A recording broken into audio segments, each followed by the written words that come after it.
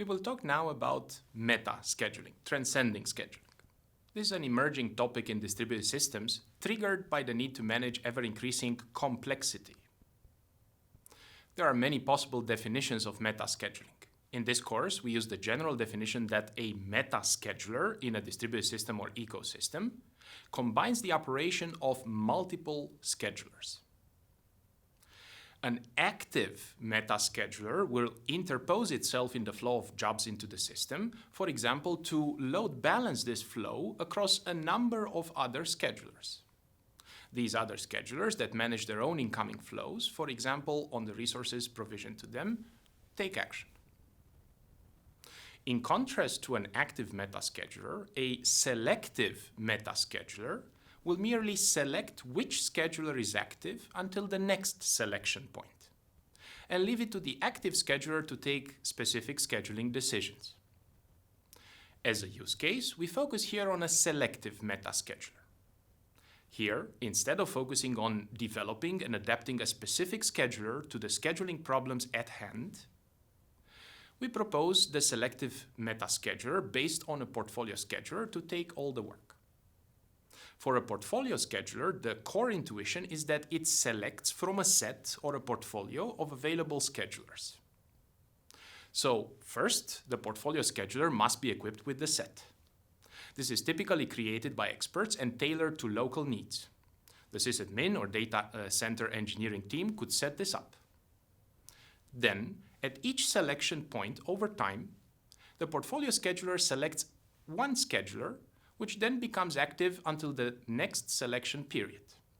The selection point can be a time-based event, for example, a selection every 5 minutes, or respond to another trigger, for example, a new user or even a new job arriving into the system. Consider how the portfolio scheduler could be used in a data center. Here, there are many possible resources and many possible users. Workloads may vary over time. Currently, no single scheduler can address this situation optimally.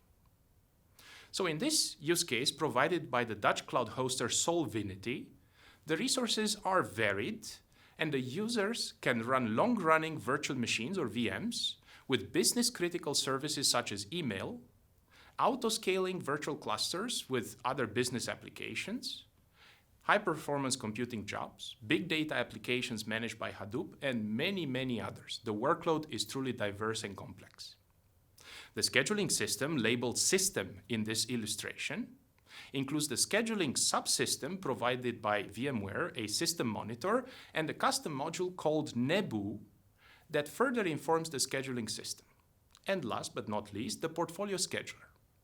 The task of the portfolio scheduler is to select the active scheduling policy for the VMware system. In this case, the portfolio scheduler is equipped with a diverse set of scheduling policies, the portfolio of policies.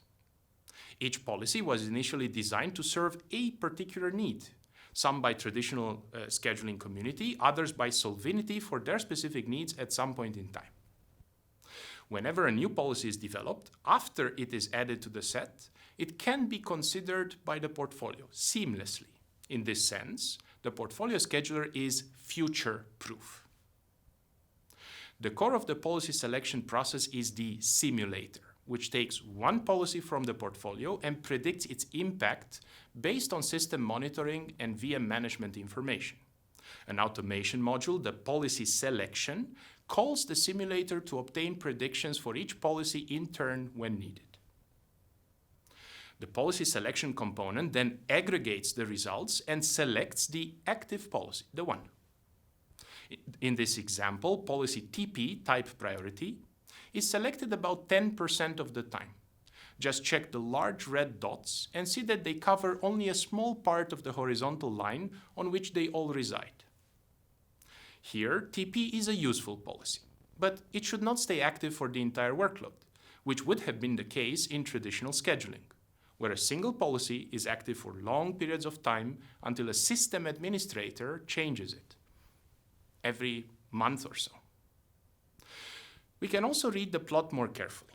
On the horizontal axis, we see the progress through the entire workload as a fraction. You can consider this as time, but normalized so we can compare across different examples if we wanted to.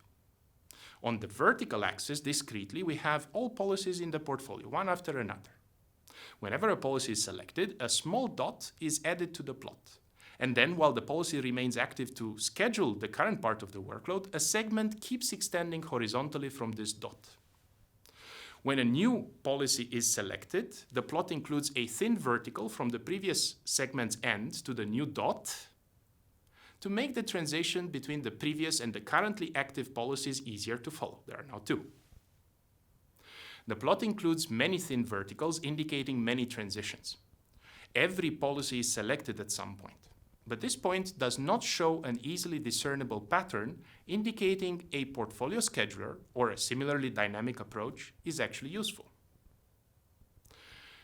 This use case continues because it is possible to set different goals for the selection process for the portfolio scheduler. Each goal is a scenario in the new plot. For example, the min score mitigates the risk of scarcity for every resource type, such as CPU or memory, thus enabling high-quality services that do not have to contend for resources too much. The max score aims to consolidate as many VMs as possible into the same cluster to increase resource utilization and thus the rate of income for the data center operator for the same machines. For each scenario, which is depicted separately on the horizontal axis, the figure indicates for each policy the fraction of all the selections made by the portfolio scheduler when that policy was selected. For each scenario, all the policies are depicted this way, forming on the vertical axis a stacked histogram of their use. If a single policy is dominant, being selected most of the time, its fraction would be very high, close to 1.0, the full vertical. And the color representing that policy would cover almost the entire histogram in that scenario. Some policies do get selected more than others.